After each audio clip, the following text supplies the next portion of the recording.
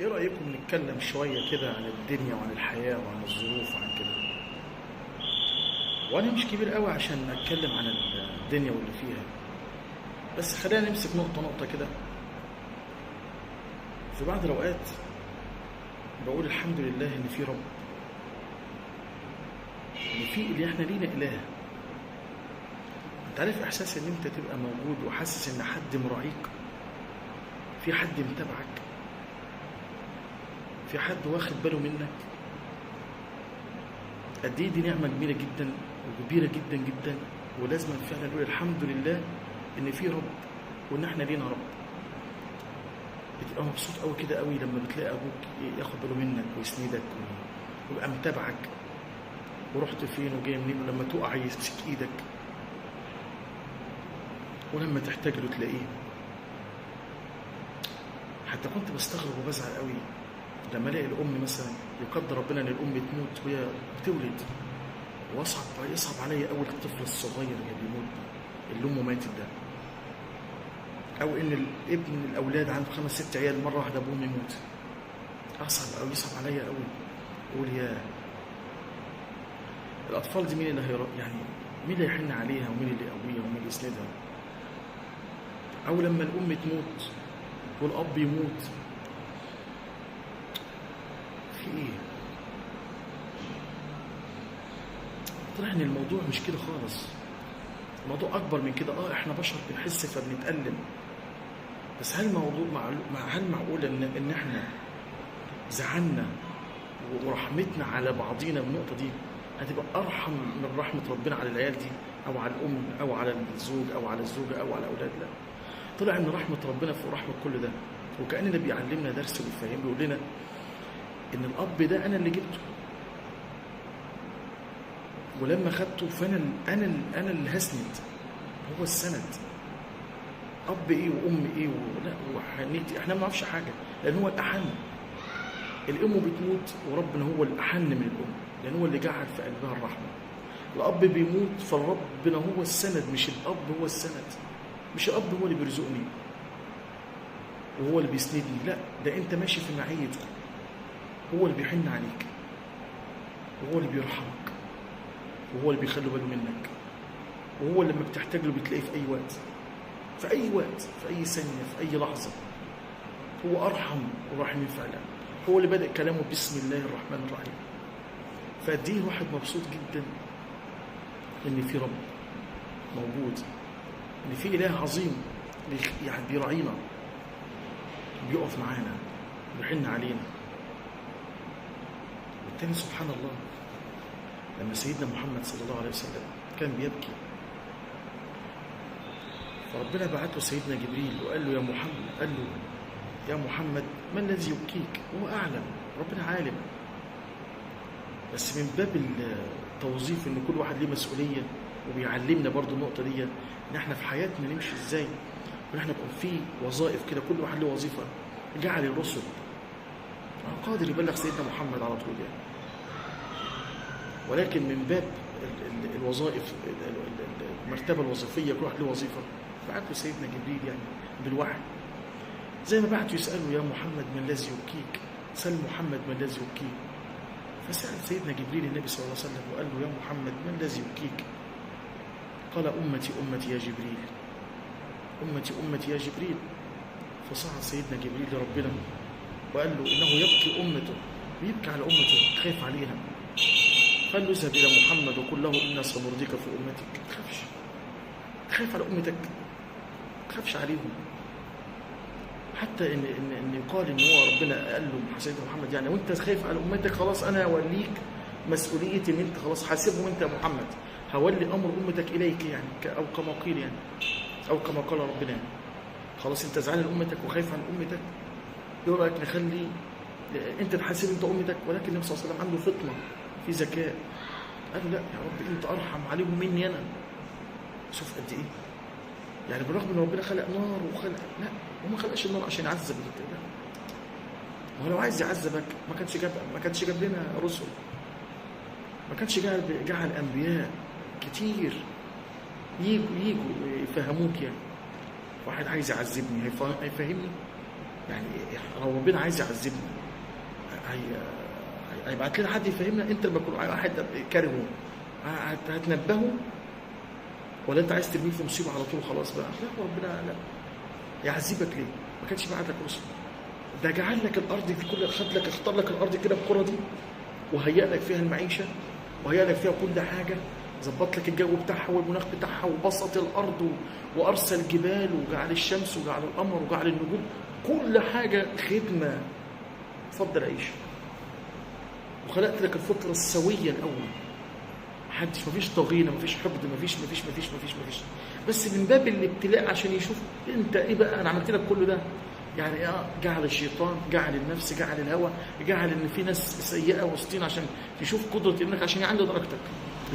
عشان هو لو عايز يأذينا او عايز يدخلنا النار ما كانش بعت النبي صلى الله عليه وسلم، ما كانش بعت خالص بقى، ما كانش قال لك خالص ايه رايك تعمل الحسنه والحسنه ب10 امثالها، ايه رايك انما الاعمال بالنيات، انا نفسي ان انا اتصدق ومعيش فلوس، يا رب لو معايا اتصدق على 1,000,000 فقير وتاخد ثواب 1,000,000 فقير. التصدق ده ما كانش جاي كده خالص، لا، كان سابك كده ويلا دخلنا كل النار، او ما كانش خلقنا خالص يعني يخلقنا ليه عشان دخلنا النار؟ لا، ما كانش يجي يوم القيامه يقول لك شفعت الملائكه وشفع الصالحون، وما كانت شفاعه ارحم الراحمين ويشفع علينا ربنا برضه.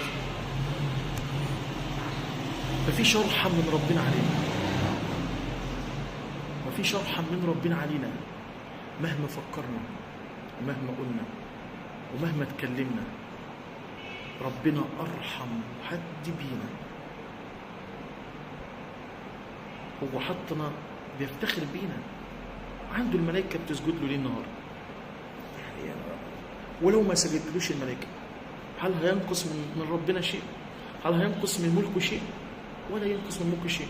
ايه الارض جنب ملكه؟ لخلق السماوات والارض اكبر. يعني احنا ما شفناش حاجه، انت عايش في حته مهما كان كده، وبالنسبه لك كون مليان دي لا تمثل شيء. ده كوكب واحد في مجموعه واحده من وسط ملايين المجموعات فوق، وشايفنا ومطلع. تبارك سمع وبصر، سمعك وشايفك. ادعي كده، قول يا رب. لا ما تقولش مش هيستجيب، هو في استجابه، بس استجابه مختلفه، مش بفكرك انت ان الله لا يستعجل بعجله احدكم. مفيش دعاء بيرد، لا، القصه مش قصه رد دعاء، القصه ان احنا عايزين الحاجه في الوقت بتاعك انت ده بس، عايز حالتي حالا. لا يا اخي، الدعاء ده انا بقوله لنفسي، انا الكلام ده بقوله لنفسي برضه قبل ما اتكلم معاكم. القصه مش كده. الدعاء اللي احنا بندعيه ده ممكن يرفعك درجه عند ربنا. ربنا بيقول اخروا شويه، انا سامعه، اخروا شويه. يا ملائكتي اخروا دعاء عبدي، انا بحب اسمع صوته. ربنا بيحب يسمع صوتنا برغم ذنوبنا دي. يا رب انا العبد المذنب بيحبك برضه. يقول لك العبد التائب المؤمن لما يقول يا رب، ربنا بيقول له لبيك عبد، والعبد العاصي يقول له لبيك لبيك لبيك. في يعني ايه الرحمه دي يا رب؟ يبقى الدعاء ده يرفع درجه، يشيل ذنب عليك، يشيل ذنوبك عليك، او يؤخر لخير احسن من الخير اللي انت عايزه. يرفع عنك البلاء، في بلاء نازل يرفع، دعائك طالع والبلاء نازل فيشيله. فما تقولش انا دعائي اخر ليه، لا والله العظيم في حاجه بتضيع. احنا ميزه الاسلام في كده، ميزتنا في كده، مفيش حاجه بتضيع. ده انت لو صباعك كده جه فيه شوكه صغيره كده، دبوس كده جه، تاخد اجر عليه. في كده احتسب كل شيء. انت بتمشي تلم في شنطه ورا ظهرك عماله تلم فيها، تعمل اي حاجه، تروح عينك بس كده، صعب عليك تفرض الشارع وحطيت راسك ايدك على راسه ونيه فيها سلك لله، هيرزقك، هتاخد حسنات عليه. كلنا مليانين وصعبانين، والدنيا بتاخدنا بتخبطنا شمال ويمين، ومقصرين في الصلاه وفي حق ربنا، وبنذنب وبنعصي، كله مليانين. بس قول يا رب قوينا علينا في ده. انا ليه مستمر كده؟ انا ليه كده؟ ليه مش قادر اقوم؟ ليه مش قادر اصلي؟ ليه مش قادر؟ ليه مش عارف اطلع عن الذنب ده؟ كل واحد فينا فيه ذنب متعلق بيه وفي دماغه بيحبه. قصه مش قصه شيطان بقى، قصه نفس. ساعات بتكلم مع نفسي اقول يا هل لو احنا كنا عرفنا ميعاد الموت كان هيبقى افضل؟ يعني هل لو انا محمود عرفت ان انا هموت دلوقتي هل يبقى افضل؟ وبعد ارجع اقول لا، يا رب على رحمه ربنا. يعني هو ربنا لما جعل ميعاد الموت والوفاه مش معلوم لحد كان عشان ياخدنا غفله كده؟ لا، يا والله برضه رحمه لينا، برضه رحمه لينا. ليه؟ لان انت تخيل ان انت عارف ان ميعاد موتك النهارده او بكره او بعد اسبوع، هتعرف تعيش؟ هتعرف تعمل خير؟ خير اللي هتعمله، قول لي كده، خير اللي هتعمله، خير في خير هتعرف تعمله؟ ده انت مش هتعرف تعيش. هتبقى ازاي؟ هتقعد قول لي كده توصف قاعد ازاي؟ عارف ان هموت بكره او بعده بعد اسبوع. فرحمه ربنا عشان تعيش وقتك ولا تنسى نصيبك من الدنيا، عيش وعيش حياتك بما يرضي ربنا. فعشان تعيش حياه مطمئنه ما خلاكش تعرف ميعاد الموت، رحمه. قول لي كده اي حاجه ربنا جعلها هتلاقي في قلبها في باطنها رحمه، في قلبها رحمه.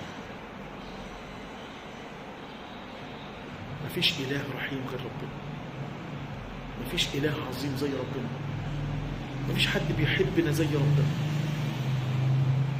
انت اعظم من اي خلق، انت اعظم خلق ربنا، احنا اعظم خلق ربنا. إذ قال ربك للملائكة إني جاعل في الأرض خليفة قالوا أتجعل فيها من يفسد فيها ويسفك الدماء ونحن نسبح بحمدك ونقدس لك قال إني أعلم ما لا تعلمون. خلقنا وتحدى بنا الملائكة. ليه؟ إيه الميزة الفرق بينك وبين الملائكة؟ ملك اتفطر على طاعة ربنا، مفيش في قلبه ضغينة ولا حقد، هو مخلوق كده طاهر، مفيش شهوات، لو ما يعرفش كل ده منزوع من جواه. طب تخيل احنا بقى كلنا وسط الشهوات ووسط الذنوب ووسط كل ده وتيجي تسجد لله السجده، يبقى انت اعلى. ده انت وسط ده، انت وسط النار وبتعمل خير. هو ما شافش ده، هو وسط الرسل وشاف الرسل وشاف ربنا. واحد انت يعني لما سأل النبي صلى الله عليه وسلم او معنى او كما قيل يعني مين افضل من احبابك رسول الله؟ قال انتم اصحابي ولكن احبابي اللي يجوا بعدي ما شافونيش. انت بتؤمن بكتاب ورق، كتاب مكتوب، كلام مكتوب في ورق المصحف بنؤمن بيه وبنؤمن بربنا احنا مش شايفينه، بنؤمن بالنبي واحنا ما حضرناش. اذا انت في مرتبه كويسه، احنا في مرتبه كويسه جدا. يعني واحد يقول لك يا وانا قاعد كده مع نفسي يا سلام لو كنت في عصر النبي، يا سلام بقى كنت ابقى زي ابو بكر الصديق ولا عمر بن الخطاب ولا عثمان ولا علي. وايه ضمنك يعني؟ مش فاهم. ده عم النبي كان اكتر واحد عدو لي، عمه. ايه ضمنك؟ ما انت ممكن تكون كنت تبقى منافق فربنا رحمك، مش ممكن. ما انت تعرف الخير في اللي ربنا حطك فيه، الخير في اللي ربنا حطك فيه. لو كنت موجود يعني ما كنت هتبقى منافق، ولا كنت هتبقى كافر، ولا كنت من هتقف ضد النبي ولا كنت هتفتن، ولا كنت هتبقى عامل ازاي. وقتك ده هو انسب وقت ليك، هو ده الصح، هو ده انسب ليك. فما فيش اختيار فوق اختيار ربنا، وربنا ما بيفضلش حد عن حد. يا رب يا ده مات عنده 20 سنه وده مات عنده 90 سنه، يعني لو كان خد فرصته في الحياه كان هيعمل اكتر. يعرفك انت ايه؟ عرفك. هو لو ربنا يعرف ان ده لو عاش لل90 كان هيفرق عنده حاجه وهيبقى في طريق صح، ما كان خلاه لل90. يعني ما العمر كله بايده، العمر كله والزمن كله بايد ربنا. هو اللي جعل الناس هتموت عند 20 وال30 وال50 وال70 وال90. اللي هي ايه الفرق يعني؟ هو في هل شاف خد فرص؟ اللي مات عند ال30 ده جاله فرص زي اللي هيعيش عند ال90، خد حقه كامل، ما استوفى حقه، استوفى حقه، ملوش حاجه تاني. اللي عاش لل90 فرص وجات متقطعه لحد ما كمل 90 عشان ياخد حقه كامل، خد حقه كامل. مفيش بني ادم بياخد زين عن بني ادم في حاجه، مفيش بني ادم مفضل، كل واحد كله طينه واحده، كل واحد. بس هي القصه كلها نحسن ده، حاول اغسل اغسل، سامح، خلص عندي، ما تكبر دماغك، ما تعلقش، ما تعلقش. هنتعب وهتتعب وكلنا هنتعب. وعلى ايه؟ قول لي كده، وعلى ايه؟ بص، عيش وقتك. انا بمشي بقاعده، عيش وقتك، خلص الحوار. حقيقي فعلا يعني برغم صغر سن الواحد الا انه ايه، وصل لكام نقطه كده بسيطه. عيش وقتك، كبر دماغك، لا بس مش صح. كبر دماغك ما تطنش وخلص وتعمل عبيط، لا انا اقصده ان انت ما تعلقش، سامح وعدي، ما توقفش. هتتخانق وتعمل فيها طيب يعني، وبعدين ازعل ويجيلك ضغط السكر، ازعل وبعدين خلاص بقى. انا فهمت طبيعه شخص معين، خلاص بقى انا عامله بهدوء، خلاص كده. مش واحد بيعاندني كل شويه بيتكلم معايا وبيتعبني، طب اعمل وبعدين اتعب. وبعد ما تتعب الكون هيوقف، الكون هيوقف. ما هو كان وقف للنبي صلى الله عليه وسلم، من افضل خلق ربنا يعني. مفيش كون هيوقف نهائي. الشمس مش هتغرب يعني بموتك ابدا ولا اي حاجه. هي تدفن وخلص الحوار، خش يا معلم. تعالوا الشويه اللي احنا اتكلمناهم دول نلخص، نقول كلمتين. واحد، كلنا مليانين يا ناس، كلنا مليانين ذنوب يا بني ادمين، مفيش حد مميز عن حد. بعد اذنكم بلاش نحكم على بعض، بلاش نحكم على بعض، بلاش نعمل نفسنا حكام على بعضينا يعني، بلاش نعمل نفسنا شيوخ على بعض. كلنا في الهوى سوا، كلنا مليانين، يا اما ذنوب مخفيه يا اما ذنوب علنيه، كلنا فينا. يا اما ناس بتشوفها بتبقى طول عمرها ما دخلتش الجامعه، وتيجي اخر ايامها ربنا يختمنا بختم حسن، وتلاقي دخل الجامعه والتزم وصلنا بقى 100 100 وتوفاها ربنا. يا اما ناس بتبقى شيوخ والدقن قد كده وعلامه الصلاه وماسك امام في المسجد، ما تعرفش تتكلم معاه كلمتين، ما تعرفش تتعامل معاه ماديا اصلا، ما تعرفش تقول له معلش يا عم انت راجل مرتاح وربنا يديك، معلش يعني ايه، واحنا لسه بادئين وساعدنا واقف معانا ومش عايز تشحت منه يعني. لو في معامله في حاجه معينه ما تعرفش تتكلم معاه، يقول لك يا عم حاجه كده ويكلمك بالطريقه دي ويكلمك بالدين، خد حقك وخد دين او كده. مفيش اللين والتسامح وهو اللي يقول لك كمان. كان النبي صلى الله عليه وسلم يعني كان لين في التعامل، هو اللي يفهمك كده، وهو تلاقي اصعب من كده بكتير. فبلاش. هل ده من الاسلام في شيء؟ لا، مش من الاسلام في شيء.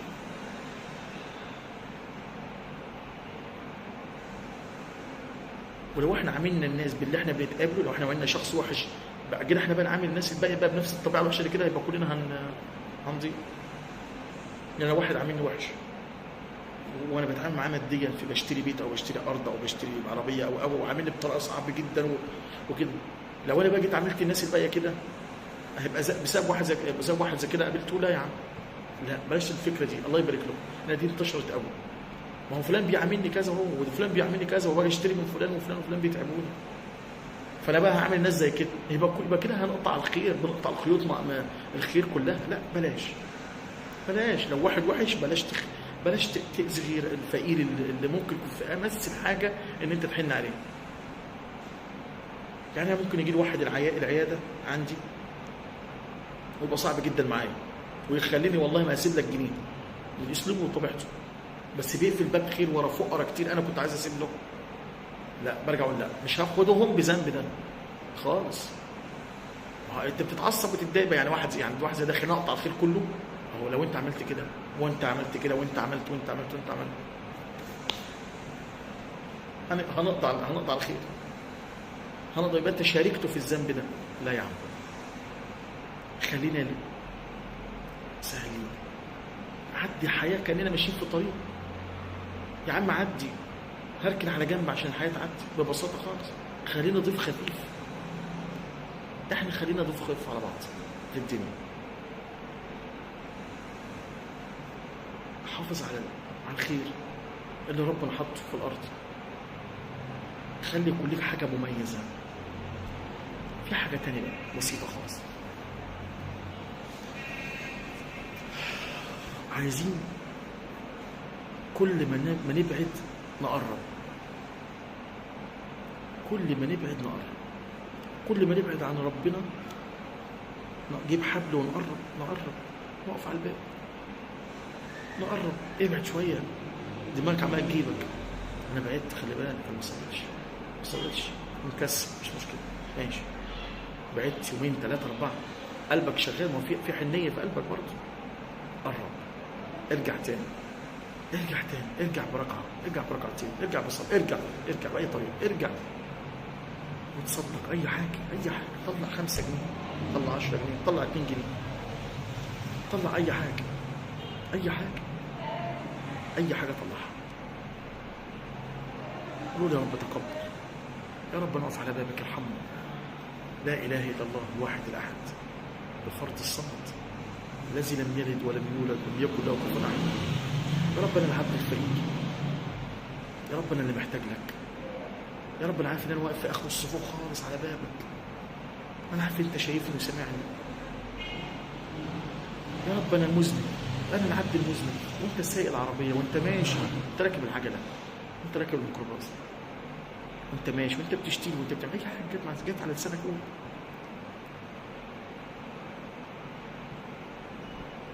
قول يا رب سامحني، ما تزعلش مني، انا ما اعرفش انا بعمل كده ليه. اهو شويه وشويه، يا رب سامحني، خد بايدي، حن عليا، استرني. انتوا عارفين بقى ان افضل حاجه الستر، وان الستر ده في حاجات كتير. الستر ده مهم قوي، انا حاسس ان هو اهم حاجه الستر ده، ان ربنا يسترك. والستر مش ان معناه ان انت بس ايه، ان لما تعمل ذنب ربنا يسترك، لا، ده وجهه نظري يعني. الستر ده في انك ما يكونش معاك والناس تفكر ان انت معاك ومرتاح، ده ستر. الستر ده ان انت لما تعمل اي عمل تلاقي ربنا يوفقك فيه، حتى وانت مش مؤهل ليه يسترها عليك ربنا فيه. الستر ده لما يكون عليك فلوس ومراتك تقعد تزن على دماغك وعايزه وتقول لها ان شاء الله ربنا يستر، ان شاء الله ربنا هيكرمنا، ان شاء الله هيدينا، ان شاء الله يعمل، ده ستر. الرضا ده ستر، الرضا ستر. عايزين نرضى وعايزين نهدى، بس الطموح مش وحش، السعي مش وحش، نسعى ونتكل على الله، نقول يا رب ادينا ويرزقنا وما تحرمناش، بس الستر حلو قوي، يا رب استرني. انا دايما بقول بسيط ببسيط برضه، خلي بالك وانا بغني برضه وبعمل، بس بدون موسيقى يعني طبيعتي شخصيتي يعني، اسال ربنا ان يعني ايه، ان يصلح حال الواحد. حاجه بحبها فبدندن كده مع نفسي، بحب الكلمات الحلوه، الموسيقى الحلوه، بتاع الحاجات الحلوه دي. ما بقولش كده ان ده حاجه حلال او حرام، الله اعلى واعلم، بس هي قصه يعني ميول، زي اللي عنده موهبه الرسم. بقول يا رب استرني، اللهم كما سترتني في الدنيا اسالك ان تسترني، وذلك تسترني يوم العرض عليك. اللهم اجعلني ممن تقول لهم عبدي سترته عليك في الدنيا وسأغفرها لك في الآخرة، خذوه يا الملائكة إلى الجنة. اللهم اجعلني ممن تقول لهم يوم القيامة عبدي سترتها عليك في الدنيا وسأغفرها لك في الآخرة، خذوه يا الملائكة إلى الجنة. يا الله، الموضوع صعب لما تلاقي تكون نايم واحد يقف فوق راسك هيقبض روحك، مش عارف خلاص خلصت. اقول اللحظه دي تبقى عامله ازاي؟ جاي ياخد روحك، طب انا ايه ده انا لسه عامل ذنب، ده انا خلصت. ايدك عايزه تمدها عشان حد ينقذك، مفيش، خلص الحوار، انتهى، الدفتر اتقفل. وبعدين هنعمل ايه؟ الحل ايه؟ خلص. كل اللي حواليك صوت من الصوت، خلص الحوار، انتهيت. تعالى لنا بقى، ايه الاخبار؟ عملت ايه؟ قدمت ايه؟ يعني لو في حاجه صغيره كده، انت ممكن تعمل حاجه صغيره بس ما تعرفش حد عنها، وتسال ربنا بيها، يا رب انا هعملها، انا عملت الحاجه دي، معلش ادخرها لي عندك، شيلها لي عندك. ما حدش عارف عنها خالص، نفسك دي وحشه. ايه ده؟ كل ما اعمل حاجه يا عم ما حدش قدك، انت 100 100 يا عم. انت شوف جهزت مش عارف ايه، ده انت اشتريت ايه. شوف فاكر انت لما عملت حتى لو انت ناسي، فكرك عشان تضيع لك العمل، تكسره خالص، ما يبقاش متشال. هي عارفه والشيطان عارف ان انت شايل العمل ده، فتيجي مكسره لك العمل بحيث تيجي تدمر لك اول باول، ومحرات بقى شغال وراك جاي يخلص لك كل حاجه، ما يخليلكش حاجه خالص بقى باقيالك. لا بس انت بقى حاول تعمل عمل وتبص بقى كانك بتخبط قلبك كده، بس ما تفكرنيش بالعمل ده، ومخك ده اللي شغال يفكر في كل حاجه، وقف، حط عليه بلاستر كده، وقف، ما تفكرش في العمل ده، خلاص انا كده انا عملته وسيب.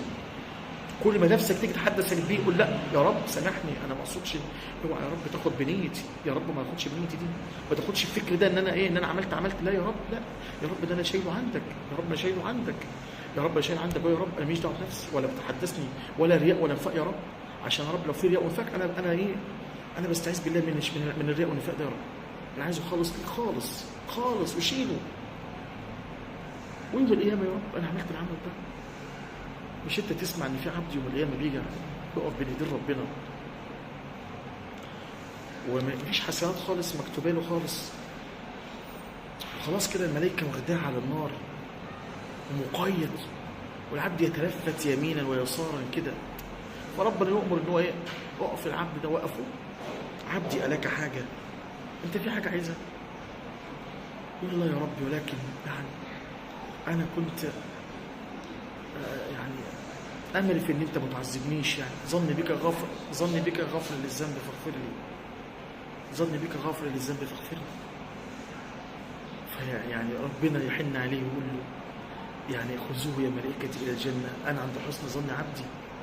فالانسان دايما يكون ظنه بربنا خير، ظنه بربنا خير، وقدم ربنا منتظر منك بس ابدا باي حاجه، يعني قول اي حاجه، قول لا اله الا الله خالصه من قلبك. من قال لا اله الا الله خالصه من قلبه دخل الجنه، من كان اخر كلامه لا اله الا الله. قول اي كلمه وخليها لله، وانا واثق ان ربنا راح ارحم بينا من اي حد. اتعامل مع ربنا، عايز يتعامل مع ربنا بس خلي بالك برضه، لا تأمن مكر الله. سيدنا ابو بكر الصديق قال كده، لو كانت احدى قدمي في الجنه والاخرى خارجها لأأمن مكر الله. مش عايزين نأمن مكر ربنا برضه، معلش. تقولش انا كده خلاص يا عم بقى، ده الدنيا تمام، محمود قال لي خلاص على كده كلمتين وخلاص، لا بس انت كل ما حسنت نيتك وقربت، كل ما ربنا هيقربك اكتر. وان تقرب الي شبرا تقربت اليه ذراعا، ومن تقرب الي ذراعا تقربت اليه باعا، ومن اتاني يمشي اتيته هرولا. نهرول لربنا، نجري، الحق اسبق يا عم اسبق. ولو في حاجه بنعملها غلط حاول تخليها صح، فاهميني؟ لو في حاجه بنعملها غلط حاول تخليها صح.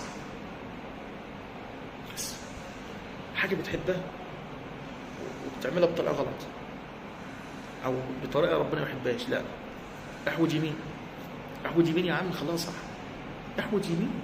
ما هو رضا ربنا احسن من زعل البشر. لما ترضي ربنا احسن ما زعل فلان وفلان وعلان وعلان. لا يا عم، ارضيه هو هيخلي الناس ترضى عني، بس ان زعلته هو كل الناس هتزعل مني. فاهم كلامي ازاي؟ ارضي ربنا، والله يا ربنا ما هيسيبني وهيعني وهيساعدني وهيديني. خلاص اتفقنا على كده. نسأل الله العظيم رب العرش العظيم ان يصلح حالنا واحوالكم يا رب العالمين. ان شاء الله نتقابل في الجزء الثاني من الحوار السهل كده، دردشه بسيطه. انا محمود زيكم، اخوكم بيتكلم معكم، بكلم نفسي قبل ما اكلمكم. السلام عليكم ورحمة الله. السلام عليكم ورحمة الله وبركاته. تكملة للكلام اللي احنا كنا بندردشه مع بعضينا كده. النهارده كنت انا ماشي، فركبت ميكروباص كده وماشي، وبصيت ورايا، حسيت ان العربية بتجري قوي، المسافة بتبعد من مكان ما كنت بركب. ففهمت بالظبط كده ان احنا كلنا راكبين قطر فعلا، ان الحياة دي كده كأنها قطر فعلا. القطر ده ماشي شغال، ما بيقفش، مش واقف، بس هو بيجي في محطات ويقف، وكل محطة بينزل واحد، فكل واحد لمحطته. مش قادر اوقف اقول له اقف، انا عايز ارجع لنقطة البداية. عمر الكبير ما هيصغر، وعمر اليوم اللي هيعدي ما هيرجع تاني. طب ما احنا ليه كده؟ ليه مريحين؟ ليه ساكتين كده؟ ليه؟ ما اعرفش. جوانا خمول وعدم ادراك، او بنتجاهل. احنا بنتجاهل الدنيا، بنتجاهلها، ما بنفكرش في نقطة خالص. او حتى لو جات لك لحظة كده فكرت فيها، تلاقي الشيطان نساها لك. جت فكرت فيها بصدق كده، فكرت فيها في اخره، فكرت فيها في موت، فكرت فيها في بكره جاي ايه، لا تلاقي الشيطان نسالك عشان تفضل في الدوامه دي.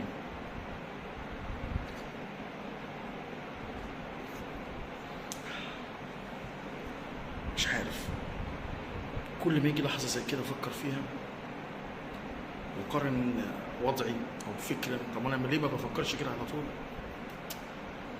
تحس ان احنا بنتجاهل، مش عايزين نفكر، عايزين نعدي. انسى يا عم الكلام ده، ايه الكلام ده؟ لا مش عايزين نفكر فيه.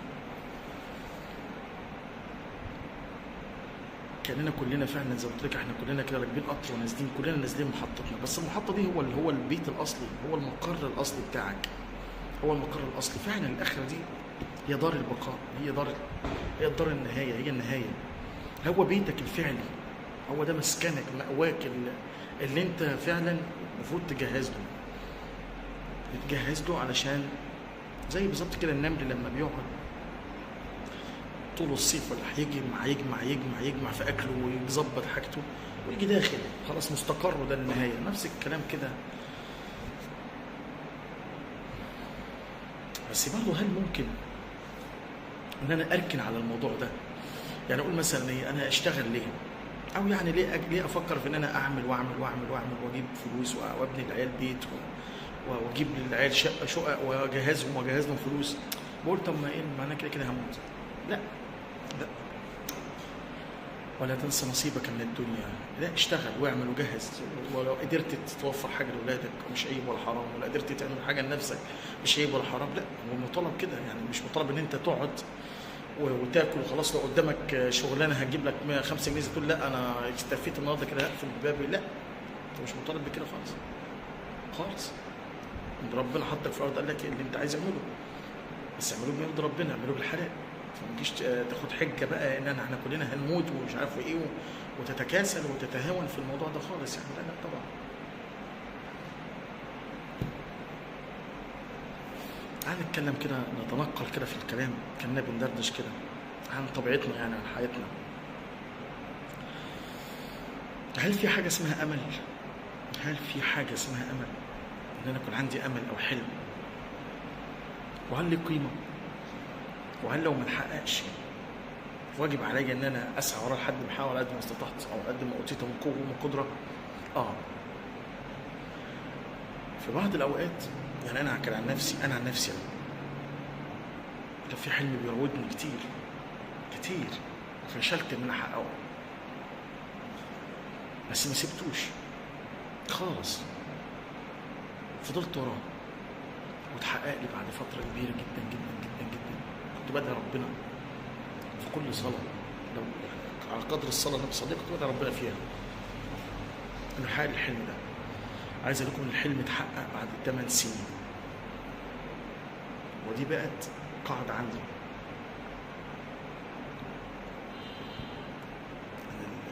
انا لو في حاجه عايزها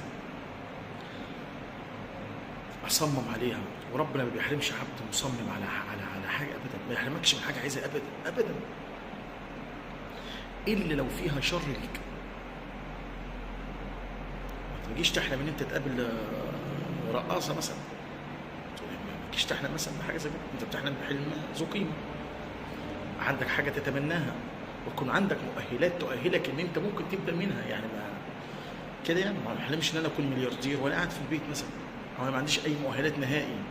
المؤهلات دي أنا مش مؤهلات علمية، يعني مؤهلات فكر، تفكير، سعي، حاجات زي كده. لا، الأمل حلو، وإن أنت تحلم أحلى، وإن أنت تحقق، هو ده المطلوب بقى، هو مطلوب منك. مفيش حاجة اسمها إن أنا إيه يا عم، ما أنا خلاص بقى كده ارتضيت بالأمر الواقع وكذا كذا. لا لا لا، ده غلط. اسعى اسعى اسعى، واطلب من ربنا بصدق. طول ما أنت طلبت من ربنا بصدق، طول ما هو يحقق لك، مش هيحرمك. ما حرمش حد عشان يحرمك. اللي بيطلب جنته بيديها له بصدق. الإنسان اللي جواه خالص ربنا بيميته وبيميت ميتة سوية، ما بيحرمش حد نهائي نهائي.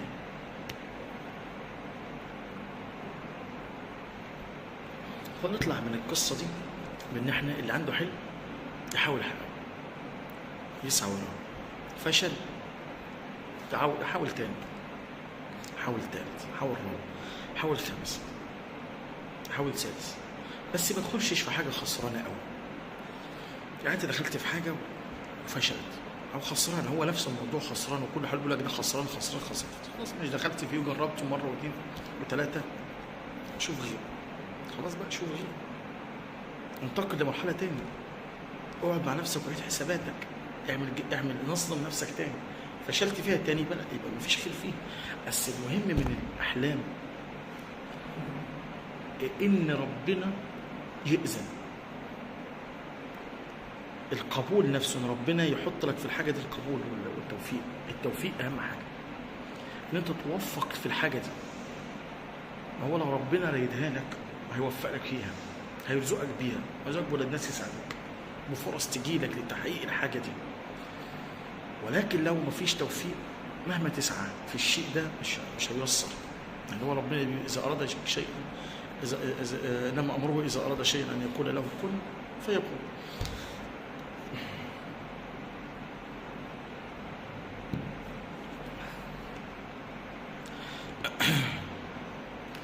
بصراحة بقى لو أنا اتسألت، يعني احنا بنتنقل من موضوع لموضوع، يعني بنتنقل كده مع بعضنا. حابب قوي أتكلم عن سيدنا أبو بكر الصديق رضي الله عنه. أنا من عشاق اسم أبو بكر الصديق رضي الله عنه، من عشاقه. لو قالوا لي مين أحب واحد ليك بعد النبي صلى الله عليه وسلم، طبعا ربنا مفيش فيه كلام، ثم النبي صلى الله عليه وسلم، ثم أبو بكر الصديق. اعذروني بقى، أنا بعشق الراجل ده، الشخصية دي رضي الله عن أبو بكر الصديق. كل ما أسمع قصة عن أبو بكر الصديق، كل ما قلبي بيفيد فعلا كده. أبو بكر الصديق يا جماعة يعني مفيش كلام يوصف أبو بكر الصديق. ثاني اثنين إذ هما في الغار إذ يقول لصاحبه لا تحزن إن الله معنا. كل الأصحاب النبي صلى الله عليه وسلم يستأذنون للهجرة فيهاجروا، إلا نفس أبو بكر يقول استنى أبو بكر، استنى أبو بكر. كان النبي صلى الله عليه وسلم بيخلي له هدية مكافأة، إن أنت المفضل يا أبو بكر، أنت اللي هتبقى معايا لحد ما يجي له النبي صلى الله عليه وسلم في وقت الظهيرة كده، وقت الظهر، وقت غير النبي صلى الله عليه وسلم مش محتاج إن يزور فيه أبو بكر الصديق. يقول له إيه؟ لقد أذن لي بإيه؟ بالهجرة. فقال الصحبة يا رسول الله، الصحبة يا رسول الله صلى الله عليه وسلم. فقال له يعني أنت معايا يا أبو بكر. وأبو بكر الصديق يكون مجهز راحلتين بالزاد اللي عليهم، كل بيته اشترك في الهجرة، كل بيته. اللي كانت السيدة أسماء اللي كانت بتجيب الأكل، وابنه عبد الله اللي كان بيمهد الطريق ويبص ليه. النبي صلى الله عليه وسلم لما كان مع سيدنا أبو بكر في الغار، سيدنا أبو بكر عمال يمشي يمين شوية ويمشي شمال شويه ويمشي من ورا شويه. النبي صلى الله عليه وسلم قال له في مالك يا ابو بكر؟ قال يا رسول الله خايف احسن يمين حد يعني يكون يعني مستخبي يمين فيؤذيك عن يمينك او عن شمالك، فخايف فامشي شويه هنا شويه هنا شويه عشان حتى لو اتاذيت اتاذي انا. في حب كده ما فيش. ولما يخش الغار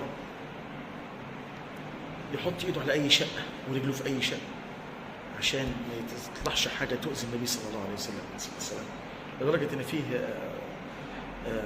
اتلدغ فمش قادر. والنبي صلى الله عليه وسلم كان نايم على فخذ سيدنا ابو بكر كما قيل، والدموع يعني مش قادر يقول فالدموع تنزل من خد ابو بكر الصديق. يعني مش قادر يعني. شوف ادبه وشوف حبه للنبي صلى الله عليه وسلم. شوف قد ايه الراجل ده كنز كبير وقامه كبيره جدا، مش قادر يقول عشان ما يؤذيش النبي صلى الله عليه وسلم يصحيه او يؤذيه. فيقول له لقد لدغتني يعني عقرب يا رسول الله، فمش قادر، مش عايز اصحيك. النبي صلى الله عليه وسلم يعني ينزع هذا السم. ابو بكر الصديق يا جماعه، ابو بكر الصديق اللي ما ترددش ثانيه ولا النبي صلى الله عليه وسلم لما قال له يعني في الرساله على طول امنت بك يا رسول الله، اشهد ان لا اله الا الله واشهد ان محمدا رسول الله. ابو بكر الصديق، ابو بكر الصديق لما في رحله الاسراء والمعراج وجيبوا عليه بقى قال لك هو بس احنا هنخبطه في مقتل بقى النبي صلى الله عليه وسلم، خلاص كده نروح لاشد واحد بيصدق نقول له صاحبك يدعي انه اسري به من المسجد الحرام المسجد الاقصى، خلاص كده ما هو ده كذبوه خلاص كده كل اللي تحتيها هيكذبوه. فقال له ان صاحبك يدعي انه اسري به من المسجد الحرام المسجد الاقصى. شوف يرد يقول ايه؟ ان كان قد قال فقد صدق، لو قال هيبقى صادق. ايه ده؟ في حد كده؟ ابو بكر الصديق اللي لما زعل مع سيدنا عمر بن الخطاب كان في حاجه بينه وبين سيدنا عمر، موقف حصل. فسيدنا ابو بكر الصديق راح لسيدنا عمر علشان يعني يعتذر له. فسيدنا عمر من غضبه كان قوي وكان في الحق شويه وكان غليظ غير طيبه ابو بكر الصديق، كان لين القلب. فاغلق الباب فغضب وزعل سيدنا ابو بكر الصديق وجري على النبي صلى الله عليه وسلم يشد في هدومه كده ويجري على النبي صلى الله عليه وسلم. حتى النبي صلى الله عليه وسلم كان قاعد واصحابه وقال له ان صاحبكم يعني قد جاء في مشكله، في حاجه حصلت له. فقال له يا رسول الله اتيت عمر عشان اعتذر له عشان الموقف، فاغلق الباب في وجهه. اتعصب سيدنا النبي صلى الله عليه وسلم جامد واتضايق قوي لصاحبه، اتضايق قوي لصاحبه. فسيدنا عمر أدرك الموقف وغلط في أبو بكر الصديق، فجري دور راح لبيت سيدنا أبو بكر ما لقوش، فعرف إن هو عند النبي صلى الله عليه وسلم فجاله جري. فالنبي صلى الله عليه وسلم خلاص شاف النبي صلى الله عليه وسلم بقى وشه اتغير واتضايق. فسيدنا أبو بكر قال يا رسول الله يعني أنا السبب، أنا اللي أغضبته. شوف طيبة أبو بكر الصديق، خاف على سيدنا عمر من غضب النبي صلى الله عليه وسلم. فقال له يا رسول الله أنا اللي أغضبت يا رسول الله، أنا اللي أغضبت يا رسول الله. فالنبي صلى الله عليه وسلم يقول لهم هلا تركتم لي صاحبي، سيبوا له صاحبي محدش يأذيه. هلا تركتم لي صاحبي، واتركوا له صاحبي محدش يجي عنده. أبو بكر الصديق للنبي صلى الله عليه وسلم في حجة الوداع وهو بيقول وبيتكلم وبيقول إيه؟ أن رجلا قد خيره الله ما بين الدنيا والآخرة فاختار ما عند الله. بيخطب خطبة عادية فيصيح أبو بكر الصديق ويقول فداك أبي وأمي يا رسول الله، فديناك بأمهاتنا يا رسول الله، فديناك بأنفسنا يا رسول الله. فالصحابة يستغربوا، رسول الله بيقول إن رجلا عادي يعني ماله أبو بكر الصديق ماله بياخد الكلام عن النبي صلى الله عليه وسلم ليه؟ شوفوا الفطنة بتاع أبو بكر الصديق، شوفوا قرب أبو بكر الصديق من النبي صلى الله عليه وسلم لدرجة إن فهم الكلام وإن هو يؤس عارف إن الكلام ده مقصود بالنبي صلى الله عليه وسلم. فيرد النبي صلى الله عليه وسلم عليه يقول لهم اتركوه. سيدنا أبو بكر الصديق كل كان له عندنا مكافأة كافأناه بها إلا أبو بكر. كل الناس عملت لنا حاجة في الإسلام كافأناه بها كل واحد إلا أبو بكر. فلم نستطع مكافأته فقد تركنا مكافأته على مين؟ على الله. صدوا كل أبواب المسجد إلا باب مين؟ أبو بكر الصديق، خلوا بابه مفتوح. أبو بكر الصديق اللي محدش قدر يتجرأ إن بعد النبي صلى الله عليه وسلم يكون خليفة المسلمين، كله قال ما حدش يقدر إلا مين؟ ما حدش يقدر يتعدى أبو بكر الصديق، ما حدش يقدر يتعداه، عارفين مكانته ولا سوف يعطيك ربك فترضى. أبو بكر الصديق اللي جاب ماله كله للنبي صلى الله عليه وسلم، كل ماله النبي صلى الله عليه وسلم، حتى لدرجة إن أبوه كان كفيف، فبنته من ذكائها أبوك ساب لنا إيه في البيت؟ قالت له ساب لنا مال كتير، وجابت صحن طبق في حصى وخلت جدها يحط إيدها عليه عشان يحس ده مال، وذهب بيه النبي صلى الله عليه وسلم. قال له يا رسول الله هذا مالي كله. قال له ماذا تركت لأهلك يا أبو بكر؟ قال تركت لهم الله ورسوله. تركت لهم الله ورسوله. أبو بكر الصديق يا جماعة، أبو بكر الصديق، أبو بكر الصديق رضي الله عنه، اللي ربنا قال النبي صلى الله عليه وسلم وقام وقيل، يعني بلغ أبا بكر عن طريق سيدنا جبريل، بلغ أبا بكر من ربه ومني السلام يا رسول الله، وقل له إن الله راض عنك يا أبا بكر، فهل أنت راض عن الله؟ الله أعلى وأعلم بصدق المقولة، بس يعني ليه فعلا مكان عالي يعني. لما سئل النبي صلى الله عليه وسلم يا رسول الله من أول من يعني هيستلم كتابه بيمينه، فقال عمر. والسيدة عائشة أين أبي؟ يعني عارفة أن أبوها يعني مكانته عالية جدا عند النبي صلى الله عليه وسلم، فأين أبي يا رسول الله؟ فقال لها يعني أباك يعني يرفع إلى منزلة الأنبياء يعني. فأبو بكر كتاب لا، عدى المرحلة دي خلاص، يرفع إلى منزلة الأنبياء يعني، تزفه الملائكة إلى الجنة، يعني تزفه الملائكة للجنة. أبو بكر الصديق يعني قيمة كبيرة في الإسلام. الناس دي صادقة قوي، الناس دي فهمت صح الدنيا عاملة ازاي. أبو بكر الصديق لما تولى الخلافة وبدأوا ينقطعوا عن الزكاة في بعض البلاد انقطعت عن الزكاة، فأبو بكر الصديق قال والله لأقاتلن من فرق بين الصلاة والزكاة. يعني زي ما كانوا بيؤدوها للنبي صلى الله عليه وسلم يؤدوها اللي بعد. يعني والله لأقاتلن من يفرق بين الصلاة والزكاة. يعني الصلاة صلاه والزكاة لا أبا خلاص، ده النبي مات خلاص مش هندفع الزكاة، احنا كنا بندفعها للنبي بس، لا ده شرع مفيش فيه كلام. بالرغم من قلبه وطيبته إلا إن هو أبو بكر الصديق يا جماعة، أبو بكر الصديق اللي أسلم على إيديه 6 من المبشرين بالجنة، كل ده في ميزان حسنات أبو بكر الصديق. يعني 6 مبشرين بالجنة على إيد أبو بكر الصديق، على إيد أبو بكر الصديق، منهم عثمان بن عفان رضي الله عنه وارضاه. أبو بكر الصديق اللي أعتق كتير في سبيل الله من العبيد. أبو بكر الصديق اللي النبي صلى الله عليه وسلم قال يا أبو بكر يعني إن صاحبكم يعذب على بلال، سيدنا بلال، فذهب لي وأعتقه.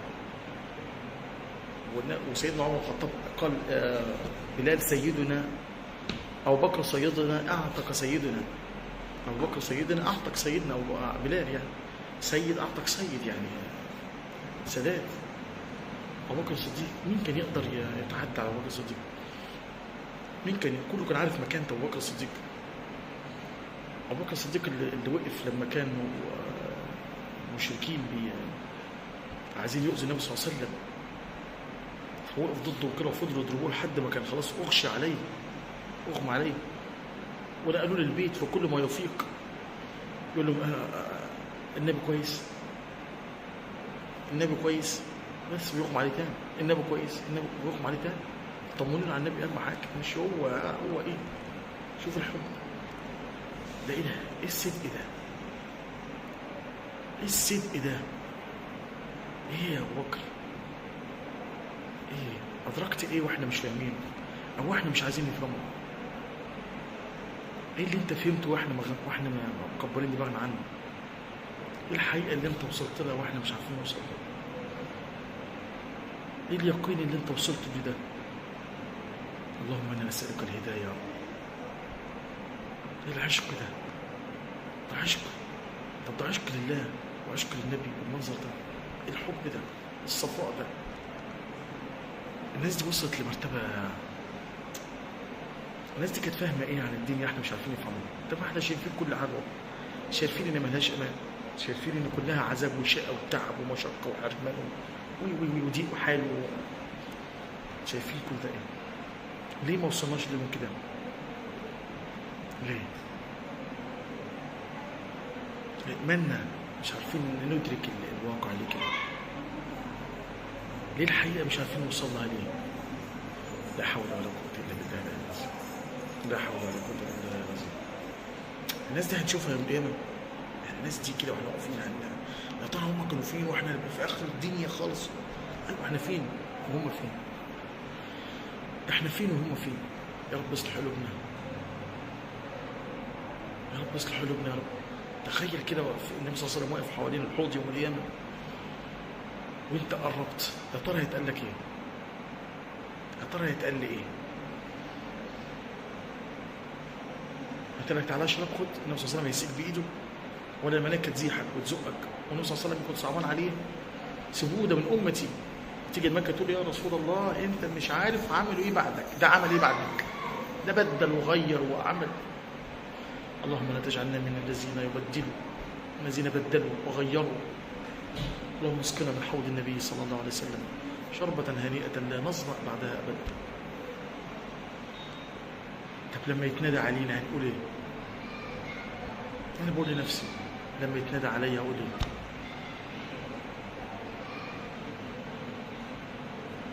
خلي بالكم يقال إن لا، هو يقال إن الواحد هيتنادى باسم أمه، لا، الواحد هيتنادى باسم أبوه، اسم أبوه.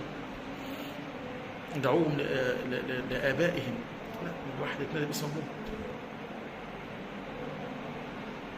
محمود رمضان أقبل العرض على الله. ملائكة خلاص أنت عارف نفسك، ما في مليون واحد اسمه محمود رمضان، مليون واحد.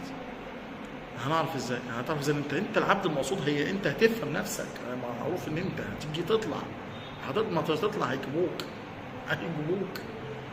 هيجيبوك يا معلم. ده بقول لك السماء الاولى خلاص تتساقط وتنزل ملائكة السماء الاولى حوالينك يا معلم كده، حوالين البشر كلهم. السماء الثانية تتساقط وتنزل ملائكة السماء الثانية حوالين السماء الأولى، وعددها ضعف عدد ملائكة بتاع السماء الأولى. الثالثة حوالين الرابعة، الخامسة، السادسة، لحد وعرش ربنا يتحط، كرسي يتحط، وانتظر بقى. في يوم كان مقداره ايه؟ 50,000 سنة. 50,000 سنة تدنو الشمس من الرؤوس، عرايا ما فيش خالص، واقف. ويقال ان كل يوم القيامة صف واحد. ازاي ده بتاعت هو؟ ما تفكرش انت، ما توقفش في النقط خلينا في المهم، خلينا في المفيد. صف واحد كل ده حواليك ملائكة بقى، اتفرج مع الملائكة واشكالها بقى. الملك الواحد دي سيدنا جبريل 600 جناح، قوم لوط بطرف جناحه خسف بقوم بجناح، رفع قوم بجناحه ومن فوق راح رماها هبدهم بجناح، طرف جناحه. شال قوم بجناح واحد 600 جناح.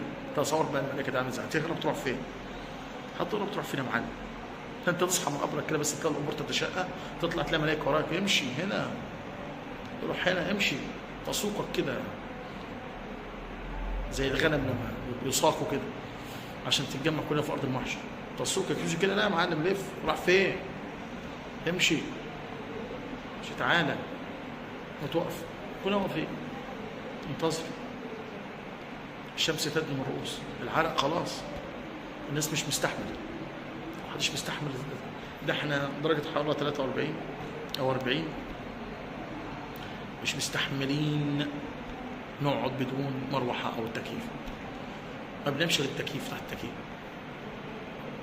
فبالك بقى الشمس تدنو من الرؤوس مقدار شبر ومقدار ميل، واقف مفيش مية، هتموت العطش، ويا ريتك كنت تموت، يا ريت كان في موت خلاص، الموت خلص مفيش موت تاني.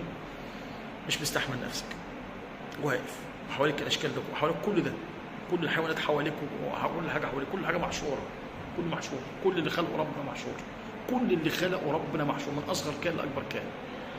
وانتظر.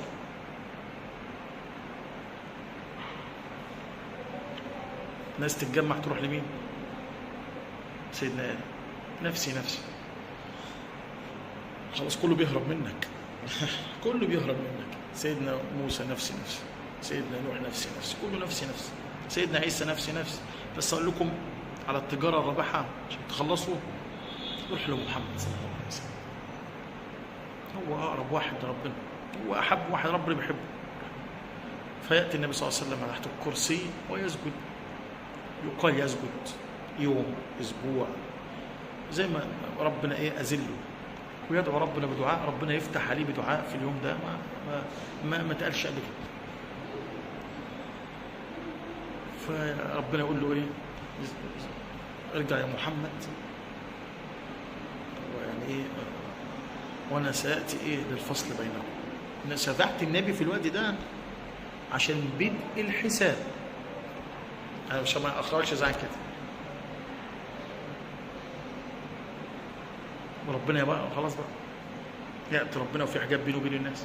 اليوم أنصت إليكم كثيرا فأنصت اليوم إلي.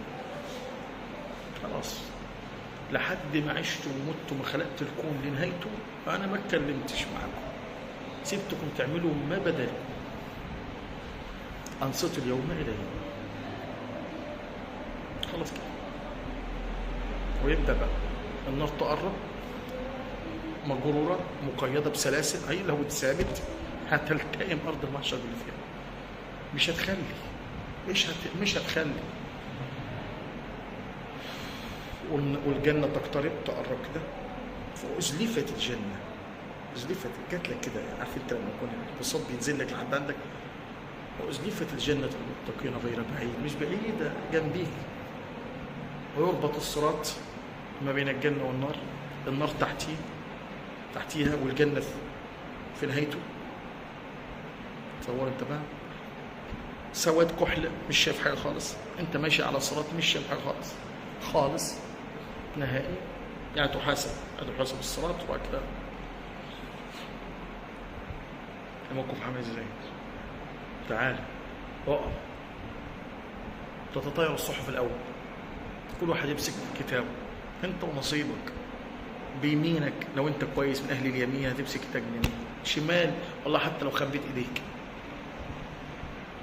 فمن اوتي كتابه وراء ظهره، انت تعمل ذكي، هتلف ايدك كده هيجي لك في ايدك ازاي بتاعته. ده الكود كل ملكه، ده المعجزات كلها هو اللي عاملها. هيغلب يخلي الكتاب يجي في ايدك اليمين، بعد ما احياك هيغلب يخلي الكتاب هنا. طبعا يمسك اقرا يا معلم، كل صغيره وكبيره ربنا يسترها مليانين. والله احنا كلنا بنستحي، والله يا رب كلنا بنستحي،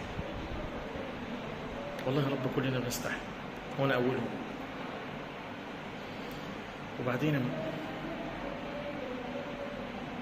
مشكور في كل حاجه، كل حاجه. وراجع يا معلم، مراجعه ده بقى مش هنعمل تظلم في الثانويه العامه ولا ويوديك بس يجي لك بس درجه كل سؤال، لا ده انت تقرا براحتك. قمه العدل مفيش كلام، كل صغيره وكبيره مكتوبه. ان نيتك مكتوبه فيك، ما هتلاقي مكتوبه ضافت. شوف نيتك اتضافت في العمل، اتضافت لكن ما تعرفهاش. حتى ملك المؤمنين بتبقى مستغربه، ايه ده احنا كنا فاكرين فاهمين، ولا انتوا مش عارفين حاجه. كانوا مكبلين العبد حسنات والدنيا تمام و100 100، عارفين العبد ده يخش الجنه من اعمال. يبصوا لو حاجات مكتوبه في الكتاب، ايه ده الحاجات دي احنا ما سجلناش يا رب. ما هي دي ايه بقى؟ الباشا كان بيعمل عشان كذا، الباشا كان بيعمل الخير عشان كذا وكذا وكذا، كان بيتصدق عشان كذا، كان بيحن على اليتيم عشان كذا وكذا وكذا وكذا، كان كان كان كان, كان. يلا ضيع كل ده.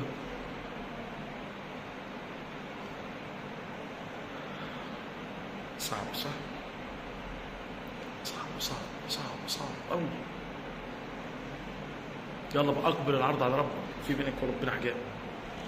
عبدي لقد فعلت كذا وكذا في يوم كذا وكذا، يلا كويس بقى وربنا كاتب له النجاه. الانسان اللي بيبقى وحش ده بقى وعارف غلطه وبيعترف بيه بسرعه، كله فعلته يا رب.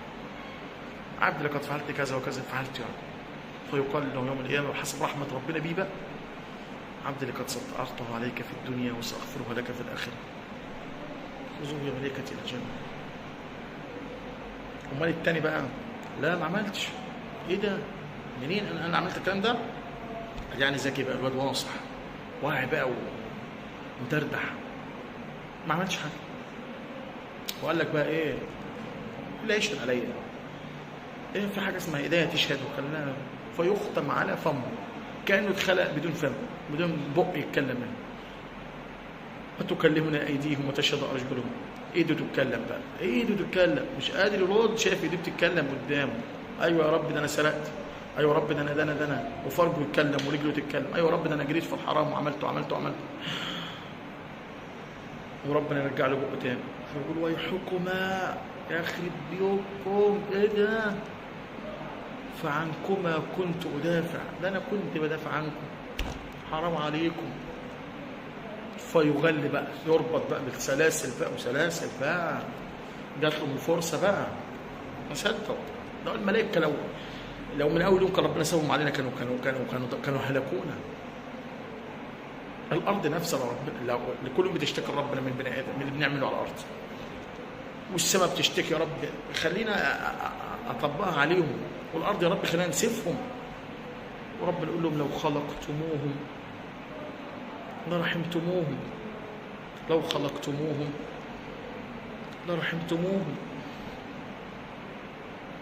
فيغل ويقيد بالسلاسل ويجر على وجهه في النار. وانزل يا معلم بقى درجات